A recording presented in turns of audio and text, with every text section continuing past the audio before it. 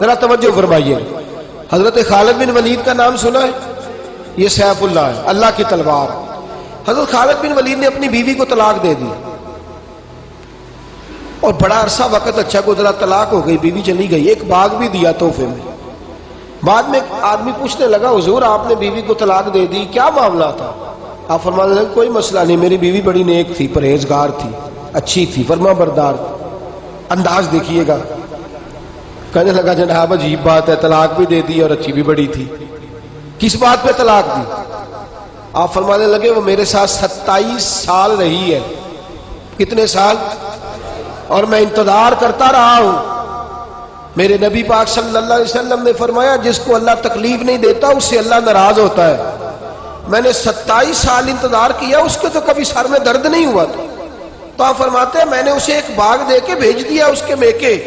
میں نے کہا تیرے اوپر چونکہ آزمائش نہیں آتی تو کہیں ایسا نہ ہو اللہ تجھ سے ناراض ہے تو مجھ سے بھی ہو جائے. مانے لگے اس خیال میں نے اس کو بھیج دیا ہے کہ اس پہ تو تکلیف ہی کبھی نہیں آئی. ہمارے ہاں ذرا ذرا سی آزمائشیں ہیں اور لمبے چوڑے پہاڑ ہیں. اور ایک اور بات سن لیں، آزمائشوں میں جو جینا سیکھ جاتا ہے نا، رب کریم اسے درجے بھی بڑے ہی عطا فرماتا ہے. جس کا دنیا میں کوئی سہارا نہیں نہ بنتا پھر اسے خدا کی رحمت آگے بڑھ کے سہارا عطا فرماتی ہے. اپنی زندگی کے اندر آزمائش سے لڑنا، تکلیف سہنا، ذہن بنا لے تکلیفیں آئیں گی، آزمائشیں آئیں گی، بیماری آئیں گی، مجھے برداشت کرنا. جس کے اندر برداشت ہے اس کا حوصلہ بہت بڑا ہے، اور جو برداشت سے آ رہی ہے وہ ختم ہو جائے. میرے رسول کریم صلی اللہ علیہ وسلم کی صحابیہ حضرت اسماء بنت ابی بکر صدیق، جناب صدیق اکبر رضی اللہ تعالی عنہ کی صاحبزادی ہیں، حضرت عائشہ کی بڑی بہن ہے. یہ وہی ہے جو غار ثور میں میرے نبی کو کھانا پہنچایا کرتی. 90 سال سے زیادہ عمر ہوگی حضرت اسماء کی، اور ان کے صاحبزادے عبداللہ بن زبیر رضی اللہ تعالیٰ عنہ.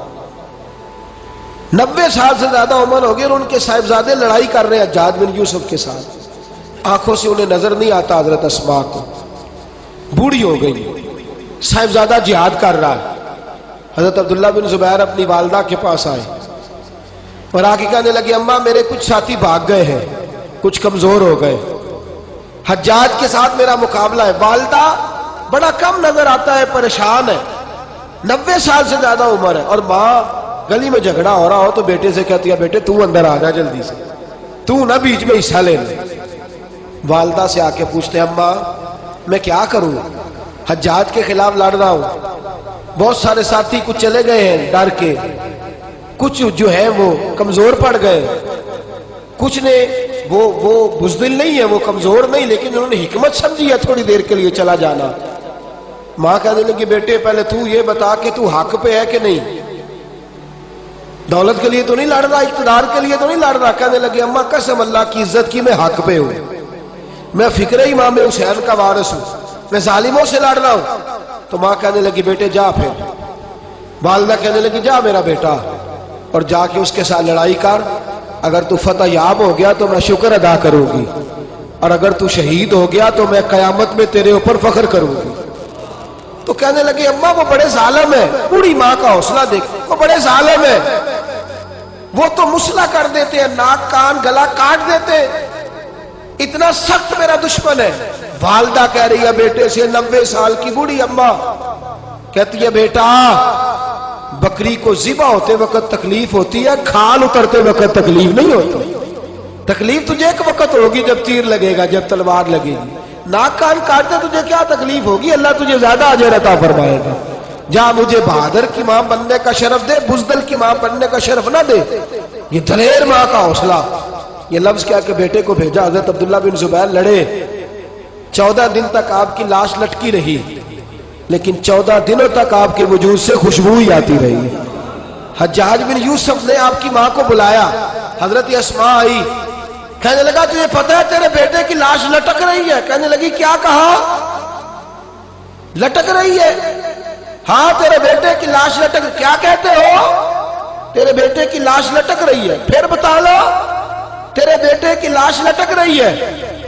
تو آپ فرمانے لگی شکر ہے اللہ کا، میرے بیٹے کی لاش لٹک رہی ہے، کہیں جھکی ہوئی تو نہیں ہے نا، کسی ظالم کے آگے جھک تو نہیں نا گئی، کہیں اس نے گلا کٹایا ہے کہیں جھکایا تو نہیں نا, شکر ہے میں اللہ تعالیٰ کا. کہنے لگے تو مجھ سے سفارش نہیں کرے گی کہ اس کی لاش کو ہٹا دوں؟ آپ فرمانے لگے جس رب نے اسے شہید ہونے کا حوصلہ دیا ہے وہ اسے قبر کی اعلیٰ جگہ بھی عطا فرمائے گا. حضرت عبداللہ بن زبیر جنت المعلا میں آرام فرما رہے ہیں اور سرخیل ہے وہاں کے مسلمانوں کے. عزیزوں, تکلیفوں کو آگے بڑھ کے وصول کرنا. ذرا ذرا سی بات پہ لوگ چیختے چلاتے کفر بولتے ہیں, گھروں میں فوتگی ہو جائے تو کفر. حضرت جعفر طیار شہید ہوئے, حضرت علی کے سگے بھائی تو ان کے گھر کی عورتیں رونے لگی. حضور نے فرمایا جاؤ انہیں چپ کراؤ. صحابہ گئے, خاموش نہیں, پھر رونے لگی. فرمایا چپ کراؤ انہیں, پھر چیخنے لگی. تیسری بار حضور نے فرمایا نہیں چپ کرتی تو ان کے منہ میں خاک ڈال دو.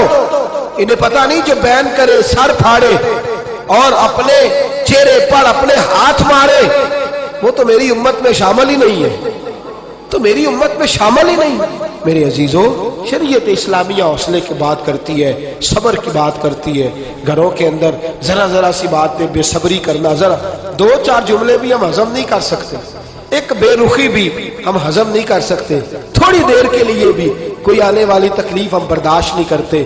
بے صبری ہے, ہماری کم حوصلہ ہے اور تحمل مزاجی سے دور چلے گئے ہیں, اس لیے ہمارے غم بھی روز بروز بڑھتے چلے جا رہے ہیں. رب کائنات کی بارگاہ میں یہ التجا کیا کرے اللہ ہمیں حوصلے عطا فرمائے اور ساتھ رب کریم ہمارے اوپر وہ والا فضل فرمائے اس طرح وہ اپنے نیک بندوں پر فضل فرماتا ہے. اور اللہ ہمیں حوصلے اور صبر کے ساتھ زندگی کے ایام گزارنے کی توفیق عطا فرمائے. ہمیشہ مدحت خیر الانام میں گزرے. دعا ہے یہ عمر درود و سلام میں گزرے. آخر دعوانا ان الحمد للہ.